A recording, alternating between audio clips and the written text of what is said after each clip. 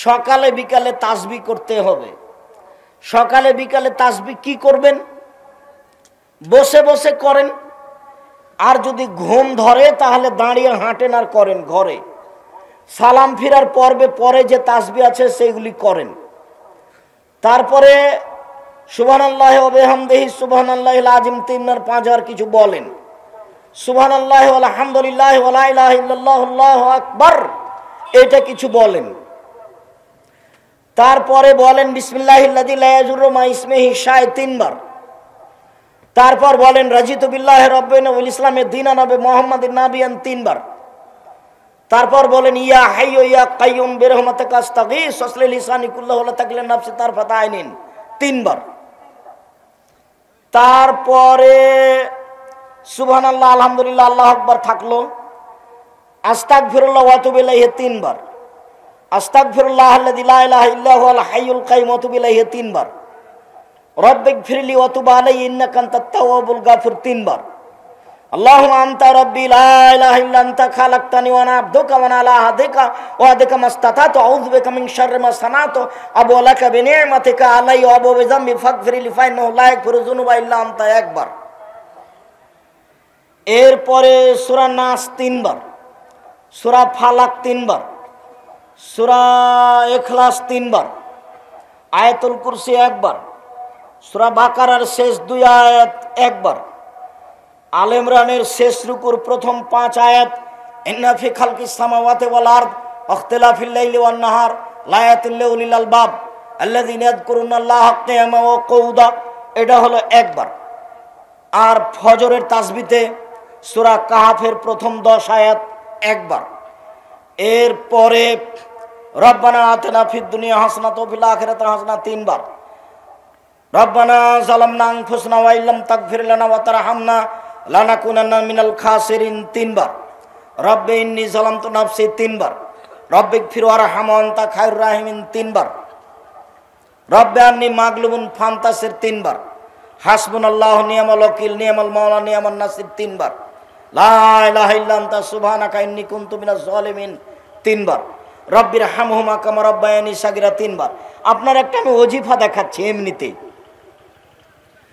তারপরে রব্বিগফিরলি ওয়া লিওয়ালিদাইয়া, এটা 3 বার।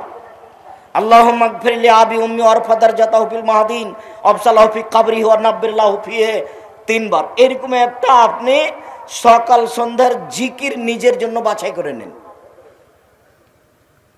আল্লাহুম্মা আজরিনি মিনান নার 3 বার, এটা শেষে বলবো আজকের আলোচনায় ইনশাআল্লাহ। আল্লাহুম্মা আজরিনি মিনান নার 3 বার, আল্লাহ তুমি আমাকে জাহান্নাম থেকে বাঁচাও। আল্লাহুম্মা আজরিনি মিনান নার, আল্লাহ তুমি আমাকে জাহান্নাম থেকে বাঁচাও। আল্লাহুম্মা আজরিনি মিনান নার, আল্লাহ তুমি আমাকে জাহান্নাম থেকে বাঁচাও। 3 বার যদি এই কথা বলেন তখন পাল্টা আবার জাহান্নাম বলবে আল্লাহুম্মা আজরিনি মিনান নার, আল্লাহ তুমি ওকে জাহান্নাম থেকে বাঁচাও। আল্লাহ তুমি ওকে জাহান্নাম থেকে বাঁচাও। আল্লাহ তুমি ওকে আমার ভিতরে দিও না। আপনি এভাবে বললে জাহান্নাম ওইভাবে বলবে। এ কথা আমি বলিনি, এগুলো মুহাম্মদ সাল্লাল্লাহু আলাইহি সাল্লাম বলেন। জাহান্নামের পরিচয়, বিচারের মাঠে যার নেকির পাল্লা হালকা হবে, ফাম্মুহু হাবিয়া, তার থাকার জায়গা হবে অতীব গভীর গহ্বর হাবিয়া। ওমা আদরাকা মা হিয়া, মুহাম্মদ সাল্লাল্লাহু আলাইহি সাল্লাম আপনি বলতে পারেন হাবিয়া নামক গভীর গহ্বরের পরিচয়, হাবিয়া নামক জাহান্নামের পরিচয় আপনি দিতে পারেন? আমি বলি নারুন হামিয়া, তা হচ্ছে জ্বলন্ত উত্তপ্ত আগুন। জাহান্নাম বলতে আগুনের খণ্ডকে বোঝানো হয়, জাহান্নাম বলতে আগুনের টুকরা।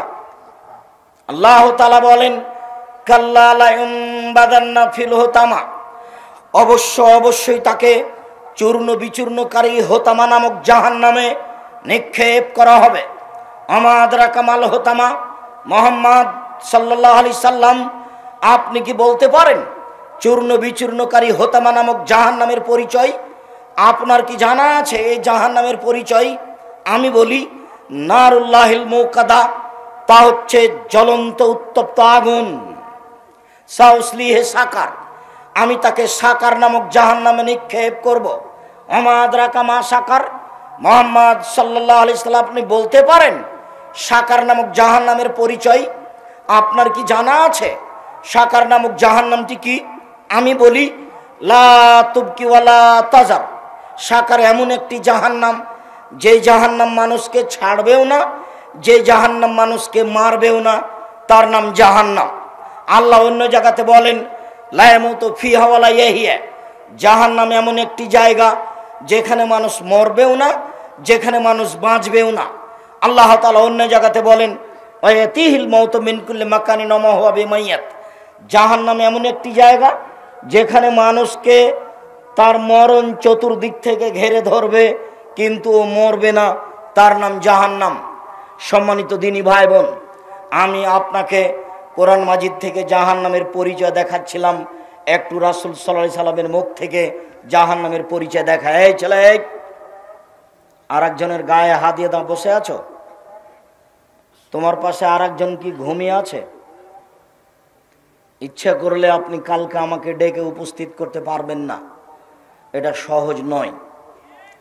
কাজেই সময়কে একটু মূল্যায়ন করেন।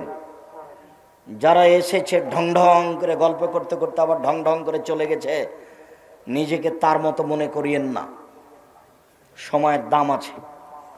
যদিও আমি আমার জীবনে এইভাবে দিন প্রচারের ব্যবস্থাকে কোনোদিন পছন্দ করিনি, কিন্তু বলতে হয় নিরুপায় হয়ে ধরে নিয়েছি। তবে আমি এই 31 বছর জীবনে কোনোদিন অপ্রয়োজনীয় কোনো বাক্য বলিনি। তবে আমি 31 বছর জীবনে কোনোদিন কেচ্ছা কাহিনী বলিনি। তবে আমি 31 বছর জীবনে কোনোদিন মানুষের কাছে পথ খরচ পাথেও চাইনি। তারপরে আমার ভিতরে সন্দেহ কাজ করে, মানুষ যে টাকা পয়সা আমাকে দিয়েছে, এটা কি বিচারের মাঠে আমাকে জবাব দিতে হবে? যদি জবাব দিতে হয় তখন কি হবে? যার কারণে দু একটা টাকা পয়সা এখন যা পাই তা প্রায় প্রতিষ্ঠানে খরচ করি, যে দুটা মিলে যদি বাঁচা যায়। আবার আশা করছি যদি এটাতে একটাতে টিকতে না পারি, তো মানুষজন যে আমার কথা মেনে চলে, ওরা যে নেকি করছে ওখান থেকে কিছু পেয়ে যদি বিচারের মাঠে টিকতে পারি, কোনো রকম করে পার হওয়ার ব্যবস্থা হবে কিনা আল্লাহ ভালো জানে। তুমি সর্বশক্তিমান, মানুষ হিসেবে কিছু ভুল ত্রুটি থাকলে তুমি মাফ করো। তোমাকে বিশ্বাস করি, ইন্নাকা আলা কুল্লি শাইইন কাদির, তুমি সর্বশক্তিমান। মানুষ হিসাবে দীর্ঘ 31 বছর ধরে দিনের নামে যেটুকু বললাম সেটুকু আমি সত্য বলে বলেছি। আমি কোথাও বুঝতে ভুল করেছি, আমি ত্রুটিপূর্ণ বলেছি এমনটা আমার মনে বলে না। আমার সন্দেহ কোনো সময় কাজ করে না যে আমি মনে হয় মানুষকে ভুল বলেছি। এরপরেও যদি কোথাও ভুল থাকে তাহলে তুমি মাফ করো। আমি মানুষ হিসাবে কোনোদিন আমার একটা পদক্ষেপ, এক পা আমি স্বার্থ নিয়ে ফেলেছি তা আমার মনে বলে না। কোথাও যদি স্বার্থ থেকে থাকে তাহলে তুমি আমাকে মাফ করো। আমি স্বার্থ বুঝতে পারিনি। আমার বাপের ওই সব কথা মনে পড়ে। আমার বাপ যখন আমার কাছে পত্র লিখে পাঠাতেন, আমার ছোট বোন দিয়ে লিখতেন, আমার বাপ অক্ষর চিনতেন না। কাগজে লেখা থাকতো কালাই বিক্রি এত টাকা, সরিষা বিক্রি এত টাকা, ধান বিক্রি এত টাকা, তোমার কাছে 1000 টাকা পাঠালাম। আমার বাপ নিরক্ষর মানুষ, এই টাকাটা নিয়ে ইন্ডিয়া গেছেন। ইন্ডিয়া গিয়ে দালালদের ধরে টাকাটাকে ইন্ডিয়ান করেছেন। 1000 টাকা 400 টাকা পেয়েছে। ও কি বলেছে সেটা আমার আব্বা বুঝেন না। তাকে আবার বলেছে এই টাকাটা আমার ছেলের কাছে পাঠাতে হবে। ও যে কি লিখেছে সেটা আমার বাপ বুঝতে পারেননি। আমি বলি যে এর বিনিময়ে তুমি দিতে পারো, পৃথিবীর কেউ পারে না। কোনো ভুল ত্রুটি থাকলে তুমি তাকে মাফ করো। তুমি সর্বশক্তিমান, ইন্নাকা আলা কুল্লি শাইইন কাদির, তুমি সবকিছু করতে পারো। যার জন্য জামিয়া সালাফিয়ার ব্যাপারে আপনাদেরকে আমি বলি, জামিয়া সালাফিয়া আপনাদের কাছে আমানত থাকছে। আমি দিনরাত দোয়া করছি তুমি জামিয়া সালাফিয়া কবুল করো।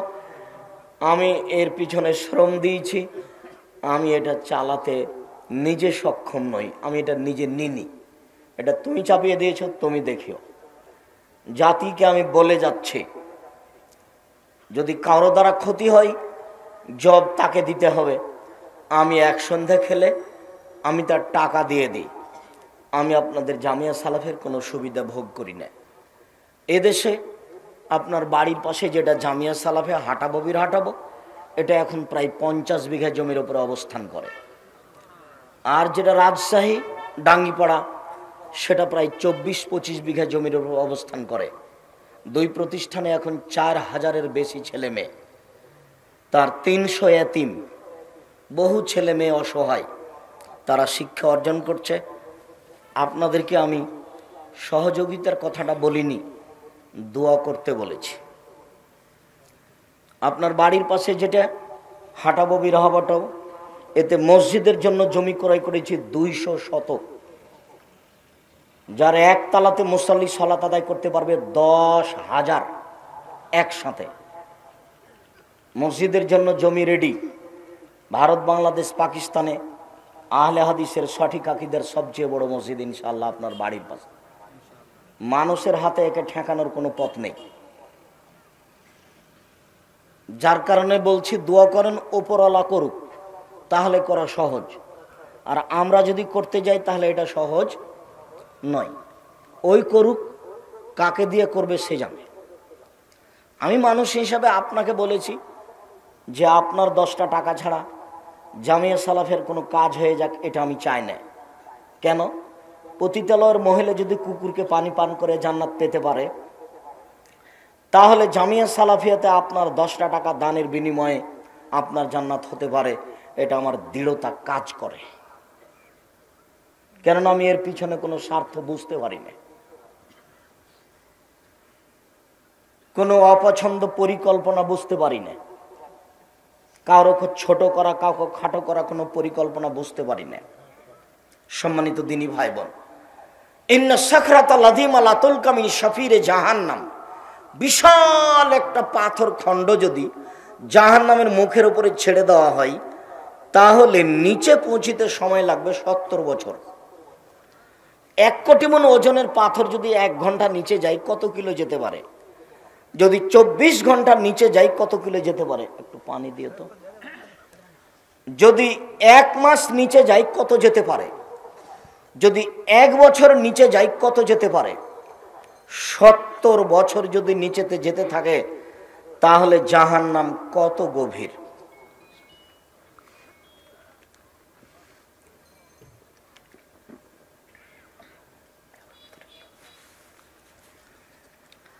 জাহান্নামের সব নিচে হিন্দু থাকবে, এ কথা আল্লাহর নবী বলেননি, তবে জাহান্নামে যাবে তারা। ইহুদি খ্রিস্টান থাকবে, এ কথা বলেননি, তবে তারা জাহান্নামে যাবে। বলেছেন যারা মুনাফিক, যারা দোকানে বসে আড্ডা পিটে মানুষের বদনাম করে, এর কথা ওকে লাগে, ওর কথা একে লাগে, ওরা যাবে। জাহান্নাম জান্নাতের দরজায় যদি একসাথে মানুষ জিন ফেরেশতা একসাথে ঢুকে, তো দরজায় ঢুকতে অসুবিধা হবে না। জাহান্নামের পরিচয় আমি কি দিয়ে দিতে পারি? মানুষের বিবরণ দি জাহান্নামের, তাহলেও কিছু বোঝা যাবে। রাসূল সাল্লাল্লাহু আলাইহি ওয়াসাল্লাম বলেন, ইন্না গিলজা জিলদে জাহান্নাম ইসনানে আরবাউনা জেরা, জাহান্নামীর গায়ের চামড়া হবে 42 হাত মোটা। অন্য জিরসাউ মিসলু উহুদিন, ওর দাঁত হবে উহুদ পাহাড়ের সমান। উহুদ পাহাড় হলো 4 কিলোমিটার প্রশস্ত, 8 কিলোমিটার লম্বা। নিচে কত আছে তা মানুষ জানে না। রাসূল বলছেন ওয়াইন্না ফাকে জবাই মিসলু বাইজা, জাহান্নামের উরু রান হবে বাইজা পাহাড়ের মতো। বাইজা পাহাড় হচ্ছে 39 কিলোমিটার লম্বা। অন্য মাজলিসু মিন জাহান্নাম বাইনা মক্কা ওয়াল মদিনা, একজন জাহান্নামীর বসার জায়গা হবে 450 কিলোমিটার। বাইনা মানকিবাইল কাফির লিরাকিবিল মুসরির সালাসা আইয়াম, একজন জাহান্নামীর ডান কাঁধ থেকে বাম কাঁধে পৌঁছিতে একটা দ্রুতগামী ঘোড়াকে 3 দিন সময় লাগবে। পৃথিবীর জন্ম থেকে নিয়ে কিয়ামত পর্যন্ত যত মানুষ এসেছে, যত মানুষ আছে, যত মানুষ আসবে, সবার প্রতি 1999 জন লোক জাহান্নামে যাবে। একজনের বসার জায়গা যদি 450 কিলোমিটার হয়, প্রতি 1999 জন লোক যদি জাহান্নামে যায়, তাহলে জাহান্নাম কত বড়।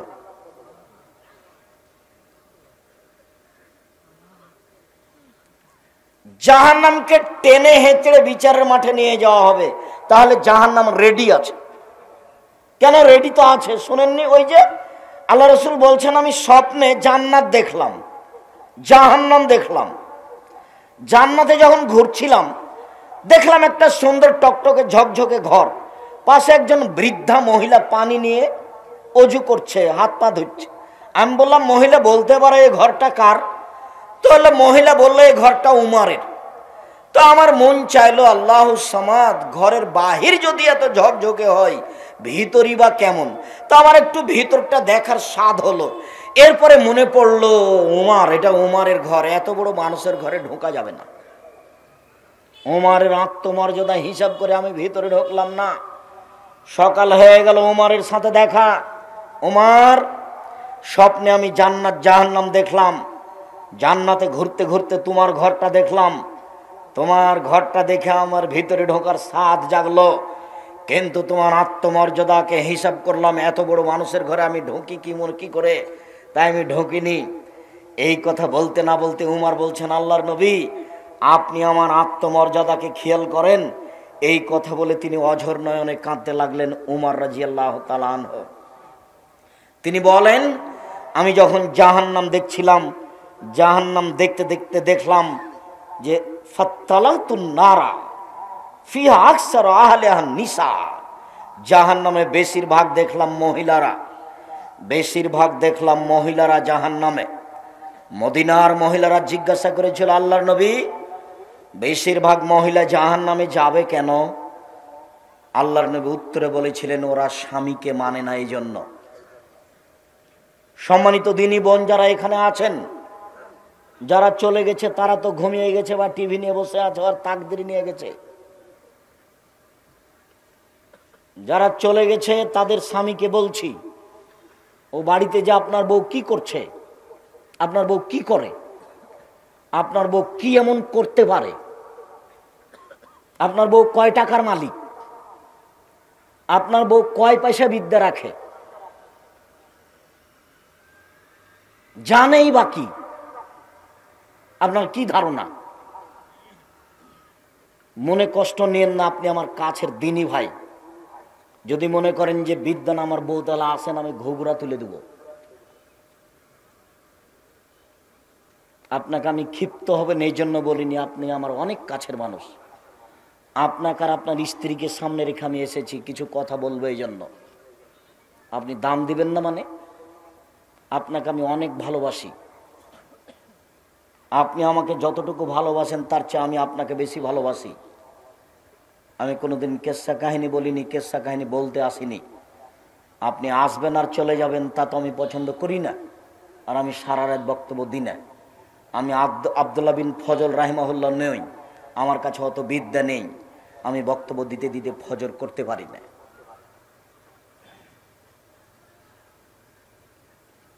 দোকানপাটে বসে না থেকে বউ বাড়িতে চলে গেছে, তাকে মোবাইল করে বলে দেন যে উঠে বসো, কান লাগিয়ে কথা শোনো, আপনার জন্য আর আপনার স্ত্রীর জন্য আমি এসেছি। এই মেয়ে শোনো, গল্প করো না। আল্লাহ রাসূল বলছেন, মহিলাদের জন্য জান্নাতের সব দরজা খোলা, যখন তারা 4টা কাজ করবে। 1, 5 ওয়াক্ত সালাত আদায় করবে, 2 রমজান মাসে সিয়াম রোজা থাকবে, 3 স্বামীকে মেনে চলবে, 4 জেনায় লিপ্ত হবে না। হয়েও যদি থাকে জেনা, তওবা করেন, তাহলে আপনি সবচেয়ে ভালো মানুষ হয়ে যাবেন। 4টা কাজ করেন, জান্নাতের সব দরজা খোলা। আমি বলিনি, মুহাম্মদ সাল্লাল্লাহু আলাইহি সাল্লাম বলেছেন। স্বামীকে মেনে চলা তার একটা আছে। আল্লাহ রাসূল বলছেন, আমি জাহান্নামে তাকিয়ে দেখলাম শুধু মহিলা আর মহিলা, মহিলা আর মহিলা। তো মদিনার মহিলারা জিজ্ঞাসা করলো, আল্লাহর নবী, মহিলারা বেশি জাহান্নামে কেন? তো উত্তরে বললেন যে স্বামীকে মানে না, এই জন্য। তো কি হলো, কথা বলেন দেখি। এবার আল্লাহ রাসূল বলছেন যে মহিলাদের জন্য জান্নাতের সব দরজা খোলা। কি করতে পারলে? 4টে। 1, 5 ওয়াক্ত সালাত, 2 রমজান মাসে সিয়াম রোজা, 3 স্বামীকে মেনে চলা, তিতা লাগলেও মিঠা লাগলেও মেনেই চলতে হবে, নইলে খোলা করে সংসার ত্যাগ করতে হবে। মাস মাস সপ্তাহ সপ্তাহ বছর বছর স্বামীর সাথে কথা বলবেন না, আর স্বামী এক গ্লাস পানি চাইলে ওদিক দিয়ে হেঁটে চলে যাবেন, এই সংসারের দাম নাই। এই সংসার না করে নিজেকে খোলা করে নিয়ে নিজে বাঁচেন। আর সংসার স্বামীর সাথে করলে যতই খারাপ লাগুক তাকে মেনে নিতে হবে। আর আপনাকে বলি, যখন তখন ওই স্ত্রীকে নিন্দা করিয়েন না, ওর বাপের বাড়ির কথা বলে কিছু বলিয়েন না, ওর রং চেহারা বলে কিছু বলিয়েন না। এটা হলো নোংরা আচরণ। তোর বাপ এই, তোর মা এই, তোর রং এই। বিবাহ করেছেন, সংসার করছেন, তার সাথে মিলামিশা করেন, তার এত নিন্দা করেন কেন? স্বভাব কেন এমন? তার এত নিন্দা করবেন কেন? যাকে নিয়ে সংসার করেন, যে রান্না বান্না করে দেয়, যে ঘর বাড়ি ঠিক করে দেয়, যে বাড়ির সব কিছু গুছায়, তার এত নিন্দা করেন কেন? তার বাপকে তুলে কথা বলেন কেন? তার মাকে তুলে কথা বলেন কেন? কেন গালি দিবেন? কেন গালি দিবেন? আল্লাহ নবী বলছেন, আমি জাহান্নামের দিকে তাকিয়ে দেখলাম বেশিরভাগ মহিলা।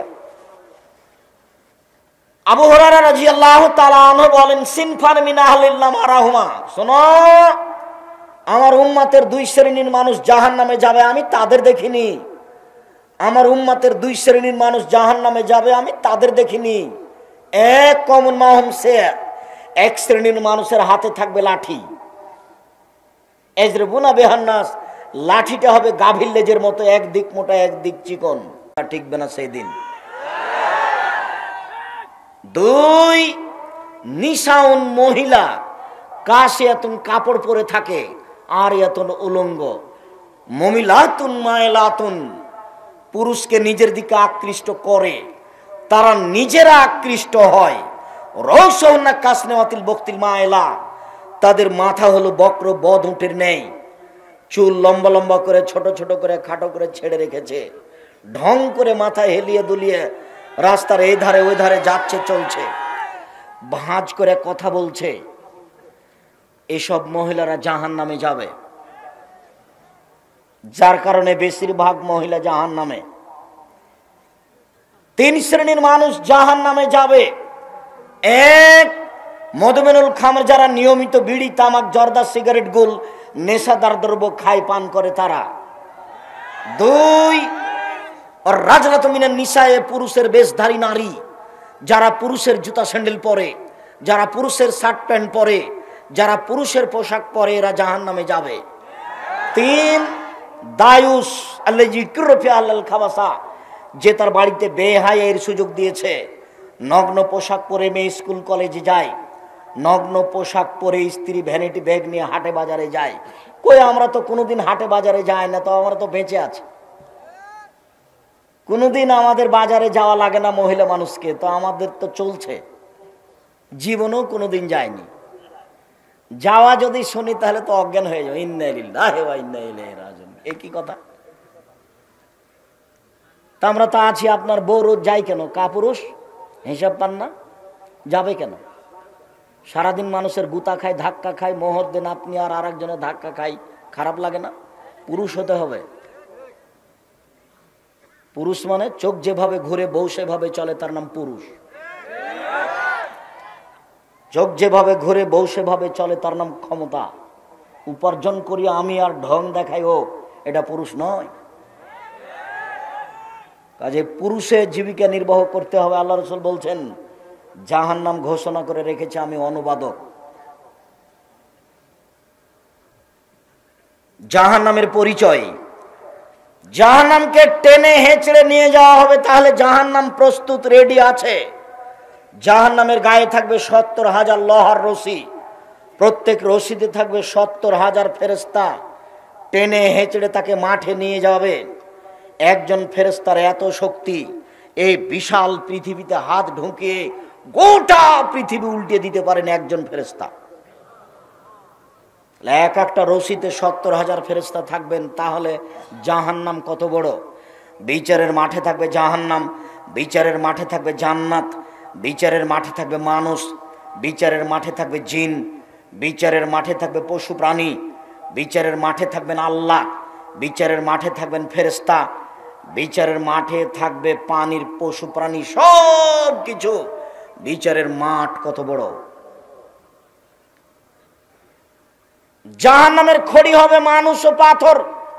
অকুদহান না চলে হেজারা, মানুষ এবং পাথর হবে জাহান্নামের খড়ি।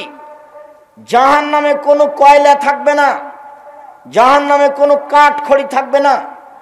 মানুষই কাঠ, মানুষই কয়লা আর পাথর। পাথরের ব্যাপারে বিদ্বান বলেছেন যে কিছু পাথর আছে আগুনে দিলে খুব জোরে জ্বলে ওঠে, সেই পাথর দেওয়া হবে। আর কিছু বিদ্বান বলেছেন না না, যেসব মাটি পাথরের মূর্তি বানানো হচ্ছে এই মূর্তিগুলি দেওয়া হবে। তখন জাহান্নাম জোরে জ্বলে উঠবে। জাহান্নাম কথা বলতে পারে 1 মিনিট। ফাতাহাজ্জাতিন নার, জাহান্নাম হইচই করে তর্ক লাগিয়ে দিবে আল্লাহর সাথে। বিমা উসিবতু বিল মুতাজাব্বিরিল মুতাকাব্বিরিন, প্রতিপালক আমার ভিতরে স্বৈরাচারী, স্বেচ্ছাচারী, বদমেজাজি, অহংকারীরা কেন কেন তারা আমার ভিতরে? তখন আল্লাহ বলবেন ইন্নামা আনতি গাজাবি, জাহান্নাম তুমি মনে রেখো তুমি আমার শাস্তি। ইন্নামা আনতি গাজাবি, নিশ্চয় তুমি আমার রাগ, তুমি আমার ক্রোধ। যারা পৃথিবীতে স্বৈরাচারী, স্বেচ্ছাচারী, বদমেজাজি হিসেবে থেকেছে, জোর করে বাড়ি গাড়ি দখল করেছে, জোর করে সমাজের লোককে অপমান করেছে, মানুষকে জেল হাজতে দিয়েছে, নির্দ্বিধায় মানুষের প্রতি অন্যায় অবিচার করেছে, তাদেরকে শাস্তি দেওয়ার জন্য তোমাকে প্রস্তুত করেছে।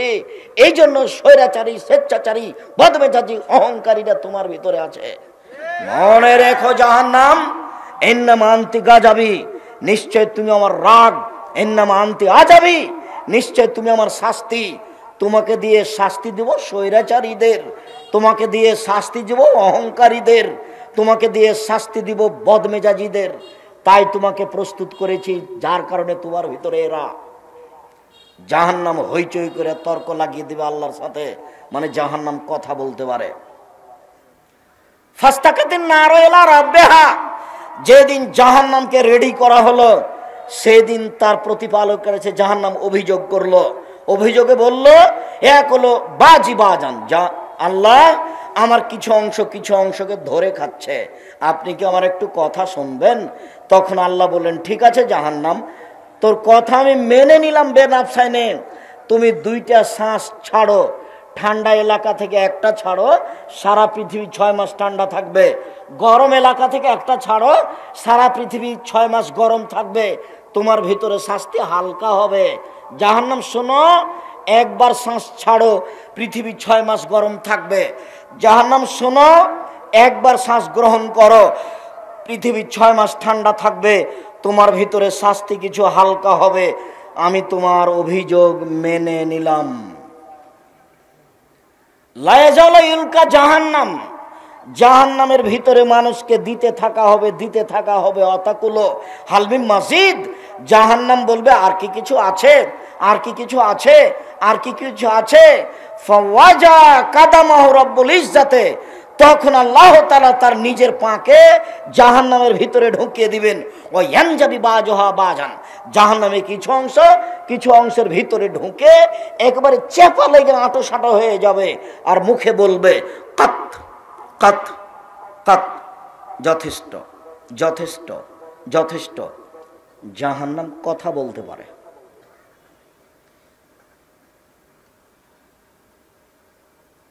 জাহান্নামীদেরকে বেঁধে নিয়ে যাওয়া হবে। খুজুহ ফাগুল্লুহ সুমাল জাহিমা সাল্লুহ, এদের ধরো, এদের শিকল বন্দি করো, এদের টেনে হেঁচড়ে মুখের ভরে উল্টিয়ে ফেলে দিয়ে টেনে নিয়ে যাও। এটা হলো অবস্থা। বিচারের মাঠ থেকে কি পালিয়ে যাবে? পিছন দিকে হাত বাঁধা হবে কেন? অপমান করার জন্য। রংপুর গাইবান্ধা পলাশবাড়ির মুজিবুর বিএসসি বলেছিলেন আমার হাতে হাত করা দেওয়া লাগবে না, আমি নিজেই যাব জেলে। জাতি দেখবে আবার হাতে হাত করা দেওয়া আছে, এটা আমি সহ্য করি না, আমি নিজেই হেঁটে হেঁটে চলে যাব। বড় বড় শক্তিশালী ক্ষমতাধরদের হাত পিছনে বাঁধা থাকবে, ফেরাউনের হাত পিছনে বাঁধা থাকবে, কেউ খুলতে পারবে না। অপমান করার জন্য হাত পিছনে বাঁধা থাকবে। জাহান্নামের উল্লেখযোগ্য শাস্তি হলো জাক্কুম, কাঁটাযুক্ত গাছ। জাহান্নামের আগুনের ভিতর থেকে গজিয়ে উঠছে ওপরে। ওতে আবার ফল হয়। ফল হলো শয়তানের মাথার মতো। আমরা তো শয়তানকে দেখিনি, তার মাথা যে কেমন। আল্লাহ এইটা বলে আমাদের কি বুঝালেন যে জাক্কুম গাছের ফল হলো শয়তানের মাথার মতো। তো সব বিদ্বান বলেছেন শয়তানের মাথা মানে খারাপ, শয়তানের মাথা মানে খারাপ, শয়তানের মাথা মানে খারাপ। তখন আবুল আলা মওদুদি রাহিমাহুল্লাহ বলছেন, আরে না না না, মানুষ যেমন রূপক কথা বলে ও বুঝে, আল্লাহ তেমন রূপক কথা বলেন। মানুষ যেমন রূপক কথা বলে ও বুঝে, আল্লাহ তেমন রূপক কথা বলেন। মানুষ কি বলে রূপক কথা? মানুষ বলে মেয়েটা এত সুন্দরী, মেয়েটা এত সুন্দরী, মনে হচ্ছে যেন পরী। কেউ কি পরীকে দেখেছে? তবু বলে ও বুঝে। মেয়েটা এত কুৎসিত, মেয়েটা এত কুৎসিত, মনে হচ্ছে যেন পেতনি। কেউ পেতনিকে দেখেছে? দেখেনি, কিন্তু বলে ও বুঝে। মানুষ বলে লোকটা এত ভালো, লোকটা এত ভালো, মনে হচ্ছে যেন ফেরেশতা। কেউ ফেরেশতাকে দেখেছে? তবু মানুষ বলে ও বুঝে। আবুল আলা মওদুদি রাহিমাহুল্লাহ বলছেন, আরে না না, আল্লাহ রূপক কথা বলেন, সেটা হলো এইটা, আমরা এটা বলি না। আমরা বলছি বিদ্বান যেটা বলেছেন সেটাই, শয়তানের মাথা মানে খারাপ। বাকি অংশ রেখে দিলাম জাহান্নাম থেকে বাঁচার জন্য। এই ছেলেরা, এই সবাই প্রস্তুত হও। মুরব্বী আপনারা একটু প্রস্তুত হন। যারা দোকানপাটে আছো তারা কিছুক্ষণের জন্য এদিকে লক্ষ্য করো। দিনী বোনেরা, আপনারা যারা যেখানে আছেন একটু খেয়াল করেন, পাশে কেউ ঘুমিয়ে থাকলে তাকে জাগিয়ে দেন।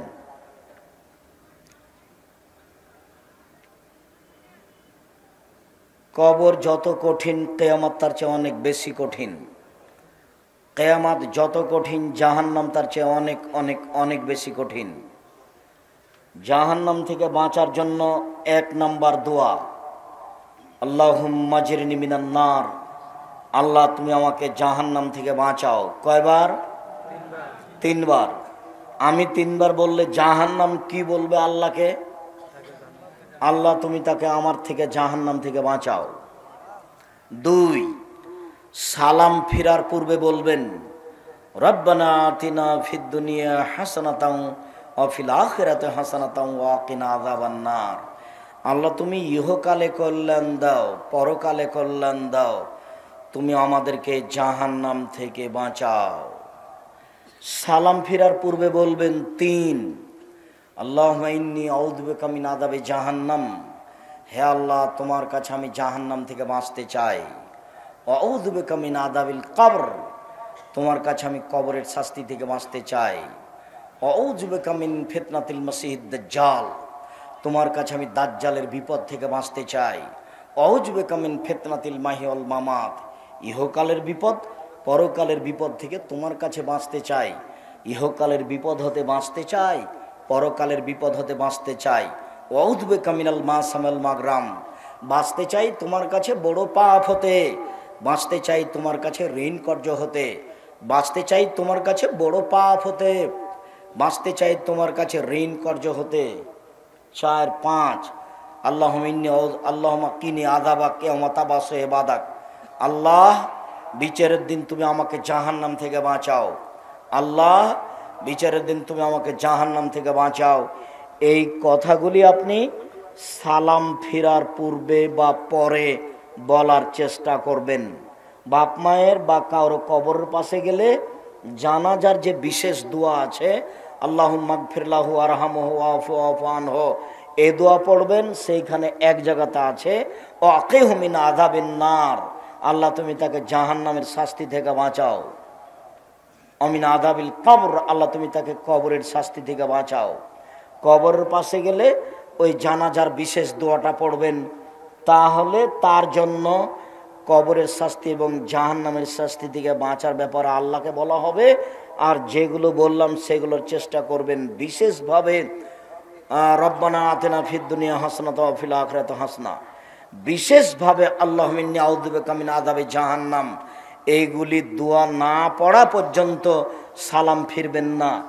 আর শেষে আছে সালাম ফিরার পূর্বে আর একটা পরামর্শ, বলেন তো সেটা কি? জাযাকাল্লাহ খায়ের, বারাকাল্লাহ। রব্বির হামহুমা কামা রব্বায়ানি সাগীরা।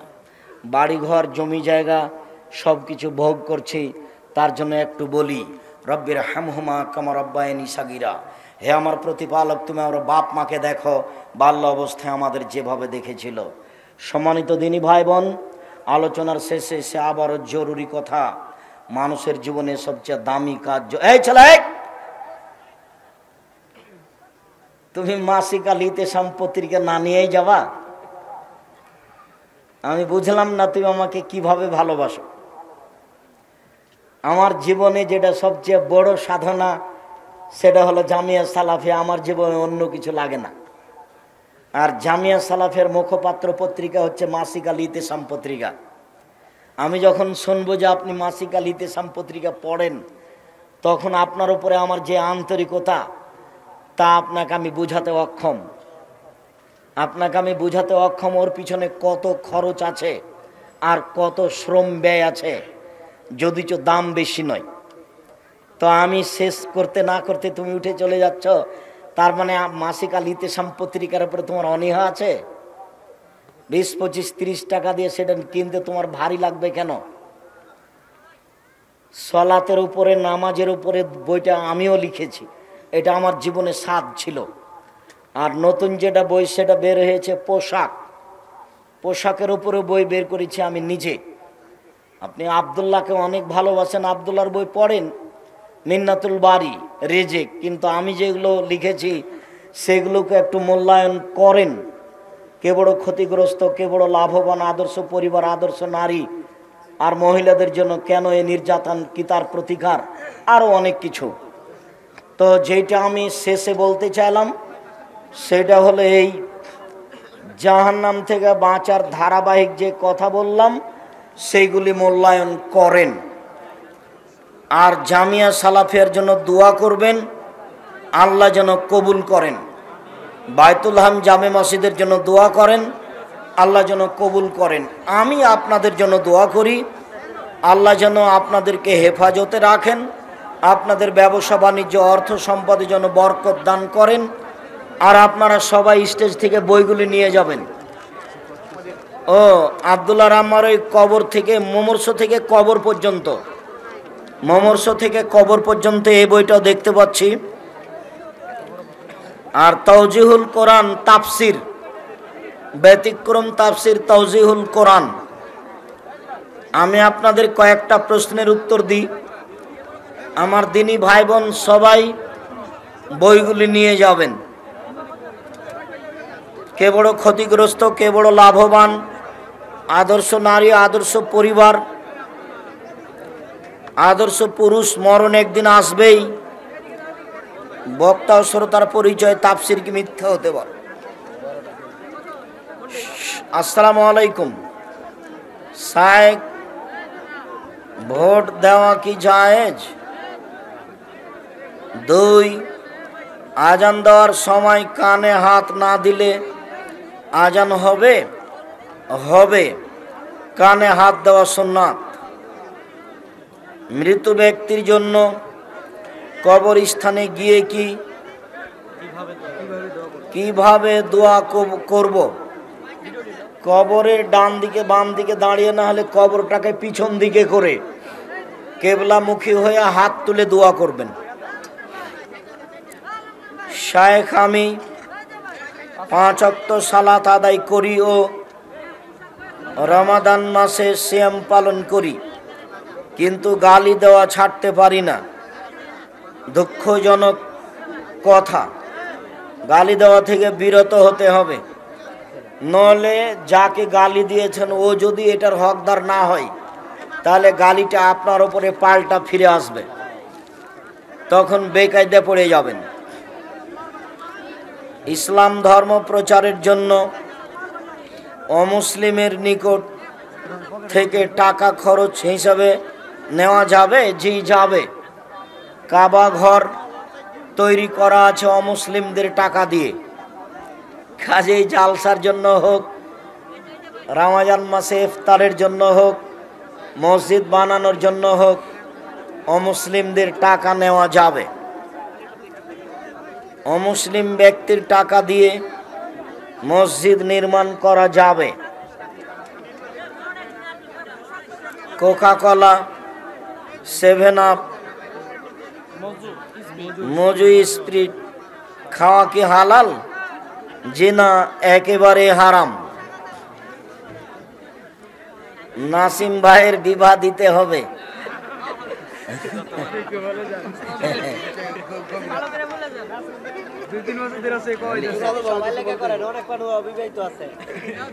শুধু নাসিম নয়, তোমরা যারা অবিবাহিত দিন কাটাচ্ছ এটা ঠিক নয়। নাসিমকে বিবাহ করতে হবে আর সব যুবকদেরকে বিবাহ করতে হবে।